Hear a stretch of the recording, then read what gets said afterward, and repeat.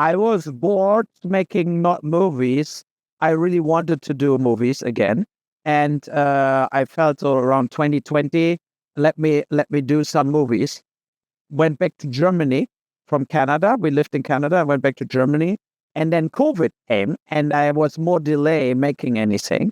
But since now 2-3 years, I did a lot, like First Shift, like a crime thing. Now Run with Amanda Plummer, Citizen Vigilante with Armie Hammer comes up. I'm very busy right now doing a project, but it's not easy. It's like the world changed. No more Blu-ray DVD sales. So that's not so easy now today. Yeah.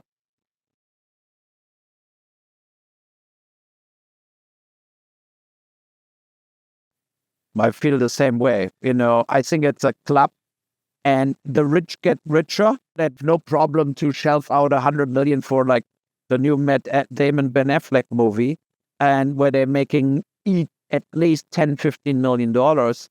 That's no problem. But at the same time, they don't want to give, for example, royalties. Like, so my movie Rampage did 3.8 million views on Netflix, but they paid me $75,000 for 1 year. And then you say like, okay, we are, I think, number 1,300 from 20,000 productions, right? At Netflix, when they did the data dump, where they explain how much views. You know how many movies made way less as Rampage, but they paid 30, 40, 50, 60 million for it? Thousands. So, and I think at least when you're an independent filmmaker and you sell it to Netflix, in the case that it gets traction, you should get money.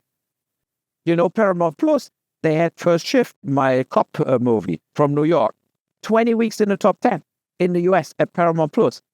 They paid $150,000. That's it. And Taylor Sheridan gets $150,000 per day ordering a coffee from them. Like, so where you think like, that's injustice. I think right now the film industry is doing this. They destroy independent filmmakers. They destroy independent films. And they give a shit. They give their production companies all the money. All the stars now have production companies because they recognize it's way easier. I produce something where I'm the lead actor and boom, you get a contract. Brad Pitt, whatever. Like, they're all getting millions and millions and millions in like, because they're stars means not that they're also good producers, but they don't care. They call Ted Sarandos and get the money. I think that system, when the videos were still working, Blu-ray and DVD, it was way more democracy because people could pick things better. They can rent things. They gave also smaller movies a chance. Now, also you get hidden, right? It's not like an Uwe Boll film comes on Netflix and I'm in the top 5 new releases. I'm like position 30. What nobody sees, only if they scroll and scroll and scroll. So also injustice.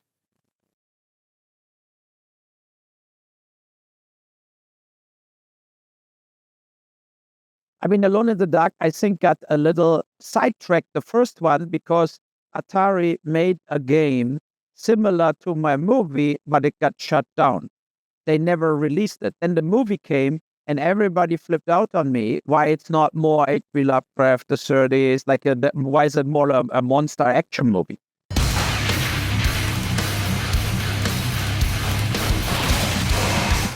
And it got bad reviews. And I felt that's not okay from any side. So now I contacted THQ Nordic, who made the last game, and they said, look, if you make a movie more like the real older playing in the 30s, mental asylum, kind of more horror, we give you the rights.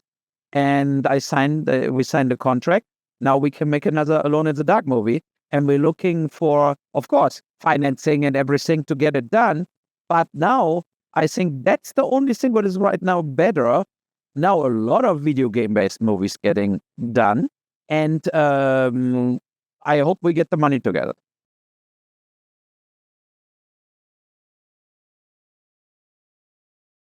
The thing with the reviews also is on House of the Dead, I got the worst reviews, but it made a lot of money.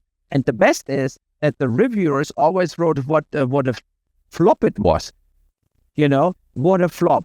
No, it was like 8 million budget, but it made like 40 million in sales on DVD, on Blu-ray, theatrical. They always judge only the theatrical. They said, 13 million theatrical. That's not enough.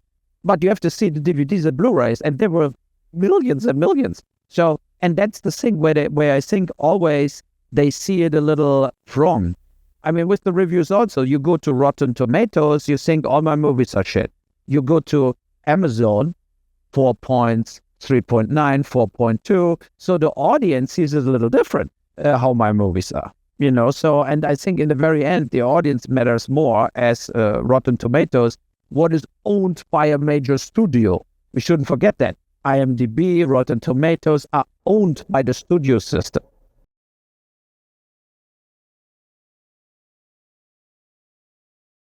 The movies now, I think it's very uneven. I think the first wave with the big movies, Prince of Persia, World of Warcraft, they were all shit. I hated them movies. I think like, what the fuck? They spend so much money and it's really bad. And Assassin's Creed also, I just didn't like it. I liked the first Silent Hill movie, but I didn't like the second Silent Hill movie, and I didn't watch the new Silent Hill movie so far. I cannot really judge the new one, but the first one I liked. Hitman I liked. Was not bad, the first Hitman movie. And I had Hitman, right? The rights. I had the Hitman, and Jason Statham won playing. And then we couldn't get it together. Totally absurd. Now they would give me so much money if I would have Jason Statham as Hitman. But then it went to France, and they did that as a Hitman movie. But to make series out of it, like The Last of Us or Fallout, is maybe a good idea. Because you can tell the stories longer and more real. In Alone in the Dark, the video game company told me 9 movie. And there are other video game companies also, they don't want TV series. I don't know why. Maybe they think that hurts the sales of the game. Maybe they found that out. I mean, a very bad TV series of your movie could also really destroy your game. If people then watch the show and then they say like, now I hate the game also. So it's a risk for a video game company.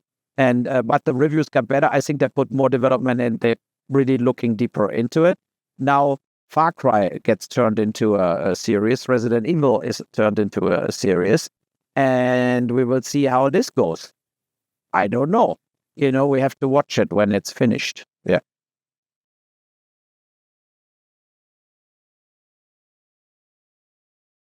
It's very, very tough. I mean, we developed 1 or 2 TV series, but it also didn't work because then the streamer or whatever says you need the lead actress, right? So now you go to Jessica Chastain or whatever, like a big actress, and the agent says you need to pay, right? I say, yeah, but I cannot pay. I need the name first. Then Netflix maybe gives us money for 8 episodes, but they don't do it. And then you read like Jessica Chastain is doing this. With producers she knows. With producers, she's maybe part of the production team. And so you also don't get actors anymore. Like the real big actors you don't get. I asked Jason Statham, and I worked with him, right? 20 million for a movie now. 20 million. I mean, sorry, but that's insane. Tom Cruise got 20 million, like when he was like on top of the world, So I think that's all very bad, and you're not getting proper actors. A lot of actors now also just make a lot of money because they do TV series. You do like 8 episodes as an actor, you get paid for 3-4 months, and then you make millions. And if you make an independent movie for 10 days, then you basically get every day, whatever. Let's say Ethan Hawke, Mark Ruffalo, as an example. I think 10 years ago, you could get these guys for like 10,000-15,000 a day, right? Also good money. You would get them for $150,000, maybe for 7-8 days to put them in your movie. Now, 1 million for 10 days. For these actors, they're great actors, but they're not stars, right? If you have an Ethan Hawke movie, it's not that they're lining up here at the multiplex theater. So that's a big problem. The streamers, they dominate. Basically, Silicon Valley is swallowing Hollywood, like right now. There will be no more moguls, top producers who went in the risk. It's all like bureaucracy, tech companies, and algorithms. Amazon gives you always like a sheet you need to fill out what they put in the computer. They don't even read the script.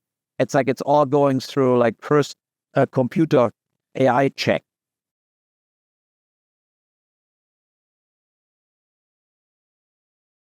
Let's face it, the streamers, when you send them something, they feeding their AI before any human looks at the project.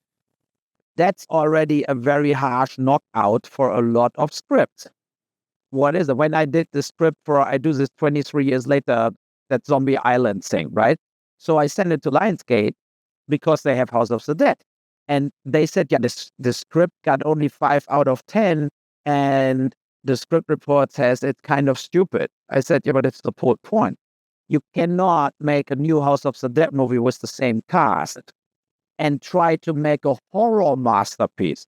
You have to keep the style. It has to be campy. The people have to make mistakes where the audience is like, what the fuck? Like stuff like this. So we wrote it in that style of House of the Dead.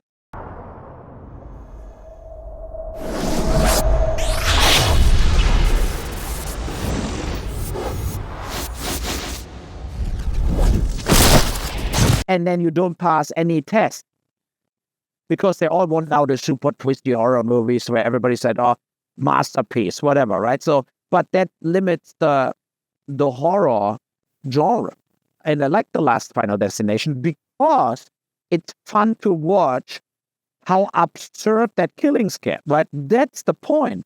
And if you don't, like, I'm sure they never put it in a computer because it's a franchise from the studio, right? But if you would put that in a reader's report would highly unlikely, that could never happen, that would come back from the reader's report. But that's the whole point, that things happen sometimes where you say, I cannot believe it, that how this tower crashes in the end and kills everybody, right? And it starts so small. So, but that's the whole point of Final Destination. In all the Final Destinations, the best scenes are the stuff where out of a little shit, the massacre will happen. I know from MGM, for example, the people that work there, that they're very unhappy since Amazon swallowed them up. Because it's all about like sales. It's nothing about that's a great idea, let's do it, right? So, and that's, these times are over.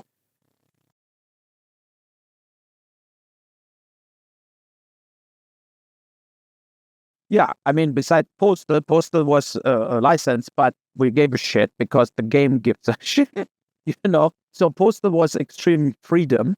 I think in a video game-based movie, you cannot go too political, right? So because then the game company, they don't want this. But in the other movies, I like movies like Rampage, where you have the action, but you have also a political message or a political impact to it. So the movies I write myself are all like kind of have to do with reality. South of Wall Street with the banking crash, Darfur with the genocide in Sudan, Tunnel Rats about the Vietnam War. So I like making fiction movies, but about real subject matters.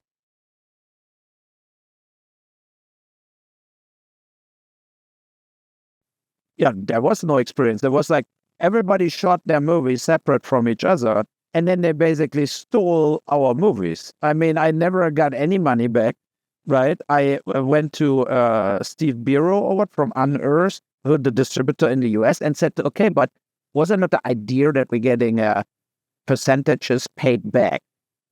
But we didn't get anything back. I didn't even get a free DVD. So I could shut the movie down if I sue them, but I don't, because whatever now, right? But it was a very negative experience because all the producers in between, they dropped the ball, they didn't pay the bills. So I paid with Clint Howard, the short film, myself, and I never got the money back. I didn't get any money, like zero.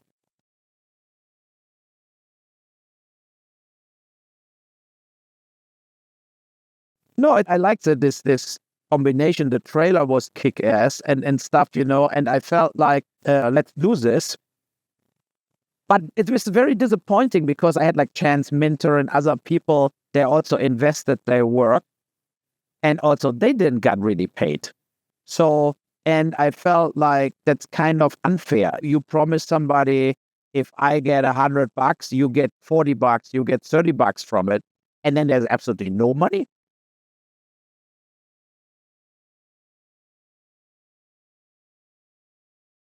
The same. No.